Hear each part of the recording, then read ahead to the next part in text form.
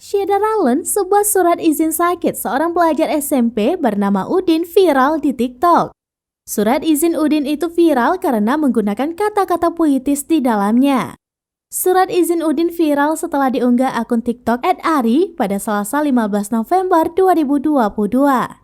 Dalam video itu terlihat sebuah surat izin sakit yang ditulis dengan pulpen di selembar kertas. Kepada yang terhormat, Ibu Wali kelas 8A di sekolah. Alangkah indahnya pagi siang ini, matahari bersinar dengan terang, burung-burung pun bernyanyi dengan senang.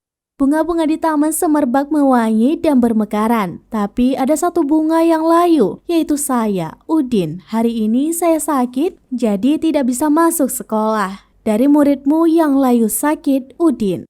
Surat izin sakit milik Udin itu pun langsung banjir komentar dari netizen. Bahkan netizen pun penasaran dengan sosok Udin.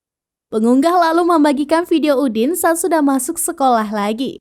Sang guru pun tertawa sambil membacakan puisi surat itu. Namun hingga kini belum diketahui di mana video ini diambil.